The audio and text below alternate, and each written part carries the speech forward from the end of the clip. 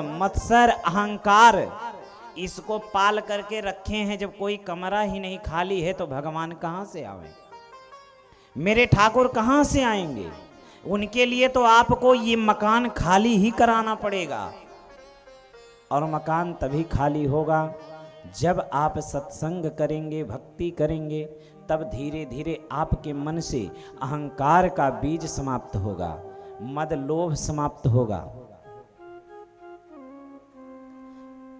गरुड़ जी, सत्यभामा जी और चक्र सुदर्शन तीनों को अहंकार हो गया अपने अपने कार्य पे। भगवान कृष्ण ने एक ही समयों में तीनों के अहंकार को दूर करने के लिए बगल में सत्यभामा को बिठाए, चक्र सुदर्शन को गेट पे खड़ा कर दिए कि बिना मेरे आज्ञा के तुम किसी को आने मत देना अंदर, और मेरी आज्ञा है कि तुम जब तक मैं कह ना दूं तब तक वहां से हिलना मत, किसी को आने मत देना। बोले ठीक है। गरुड़ को बोले जाओ, हनुमान जी फलाने पर्वत पे एक बंदर हनुमान जी के नाम से प्रसिद्ध है, वहीं पे बैठा है, और जाओ तुम उसे बुला करके ले आओ। गरुड़ जी बोले प्रभु अभी जाते हैं, तुरंत उन्हें ले आएंगे, इसमें लाने में क्या देरी है? बोले यही तो हम चाहते हैं, तुम जाओ लेकर आओ। लेकिन हाँ, उनसे जाके ये मत कहना कि तुम्हें द्वारिकाधीश बुला रहे हैं, भगवान कृष्ण बुला रहे हैं, तो नहीं आएंगे। उनसे जाके कहना तुम्हें राघवेंद्र सरकार याद किए हैं, भगवान राम जी याद किए हैं। बोले ठीक है प्रभु, जाते हैं। गरुड़ जी गए, तुरंत जा करके पहुंच गए। हनुमान जी वैसे फल खा रहे थे। हनुमान जी से गरुड़ जी ने राम राम किया। गरुड़ जी ने कहा आपको राम जी ने याद किया है, चलिए। बोले कहाँ? बोले द्वारिका में इस समय वो रह रहे हैं, चलो। हनुमान जी ने कहा आप चलिए, हम अभी आते हैं। बोले नहीं महाराज, आपको आने में लेट हो जाएगी, भगवान ने कहा है कि तुरंत उन्हें लेकर आओ, तत्काल। बोले तब? बोले हमारे पीठ पे बैठो, अभी 1 सेकंड में हम पहुंचा देते हैं, मन की गति से पहुंचाते हैं तुरंत। हनुमान जी ने कहा नहीं आप चलिए, हम आएंगे। बोले नहीं बैठिए महाराज। बोले नहीं आप चलो, हम पहुंच रहे हैं आपके पीछे। गरुड़ जी को लगा ठीक है जाओ, नहीं चलना है मत चलो। गरुड़ जी के आने से पहले ही हनुमान जी द्वारिका के गेट पे पहुंच गए। चक्र सुदर्शन खड़ा था। हनुमान जी घुसने लगे, चक्र सुदर्शन ने रोक लिया, महाराज अंदर नहीं जा सकते, मेरे स्वामी की आज्ञा है कि कोई अंदर नहीं जा सकता। हनुमान जी ने कहा मेरे राम ने मुझे पुकारा है और हनुमान को कोई रोक सकता है? तुरंत ही चक्र सुदर्शन को हनुमान जी निगल गए पेट में। बोले तुम जाओ पेट में ही रखवाली करो, मेरे राम के और मेरे मार्ग में तुम बाधा नहीं बन सकते। चक्र सुदर्शन को पेट में रख करके गए। हनुमान जी को कृष्ण जी का दर्शन राम के ही रूप में हो रहा है, लेकिन उन कृष्ण जी के बगल में जो बैठी माँ सत्यभामा हैं, उनको देख करके हनुमान जी ने कहा प्रभु मेरी माँ जानकी इतनी सुंदर स्वभाव से, सुंदर तन से सुंदर, माँ जानकी के अलावा आप ये किसको बिठा लिए? इसको तो देख करके हमको घृणा आ रही है। तुरंत ही सत्यभामा सोची कि अभी हमारी बड़ाई होगी, तुरंत ही सत्यभामा जी का चेहरा झुक गया। राम जी मुस्कुराए, कृष्ण जी मुस्कुराए राम रूप में। बोले ये बताओ हनुमान, तुम्हें किसी ने मार्ग में रोका नहीं? बोले महाराज आप मुझे बुलावें और कोई मुझे रोक सकता है? हनुमान जी बोले कि वो अभी पेट में हमारे विश्राम कर रहे हैं, बोलो तो निकालें। हनुमान जी ने तुरंत ही चक्र सुदर्शन को बाहर किया। चक्र सुदर्शन हाथ जोड़े सिर लटकाए खड़े हैं। तब तक पीछे से गरुड़ जी भी हाँपते डापते पहुंचे। बोले महाराज, तब तक देख रहे हैं कि बंदर तो पहले पहुंच गया है। गरुड़ जी को लगा राम राम। गरुड़ जी भी नतमस्तक हो गए।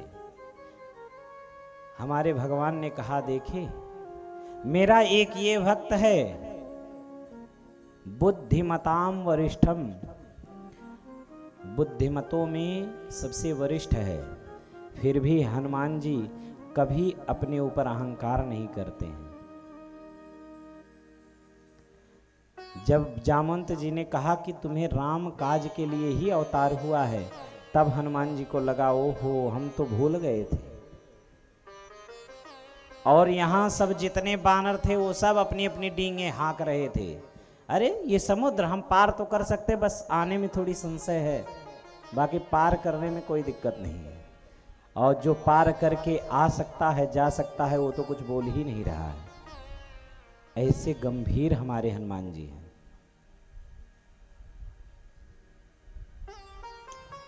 भगवान हमारे कभी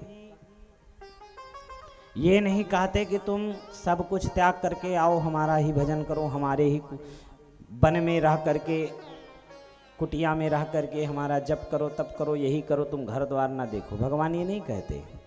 अगर वन में जाने से भगवान मिलते तो चीता, शेर, भालू, हाथी, सांप, ये सब तो वन में ही रहते हैं। कहाँ भगवान ही नहीं मिले? वन में जाने से भगवान नहीं मिलते, अपने घर को ही वन बनाने से भगवान मिलते हैं। सब कुछ होते हुए घर में, परिवार में रहो, सब कुछ करो, लेकिन हाँ एकमात्र भगवान को भूलो मत।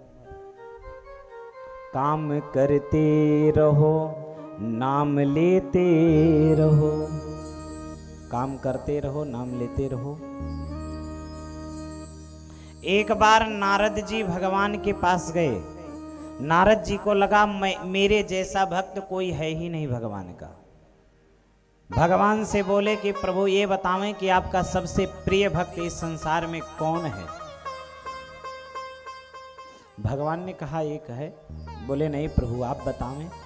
बताने में संकोच क्यों कर रहे हैं? निसंकोच बताइए। नारद जी को लगा मेरे बारे में ही भगवान बताएंगे, क्योंकि आठों याम में ही बीड़ा पे उनका नाम लेता हूं।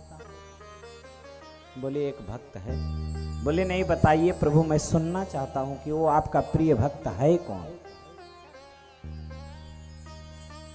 भगवान ने कहा क्या करोगे नारद, हम जानते हैं ना, उसे अपनी लिस्ट में रखे हुए हैं, मेरा प्रिय भक्त कौन है। बोले नहीं बताइए। भगवान ने कहा कि मेरा सबसे प्रिय भक्त एक किसान है। नारद जी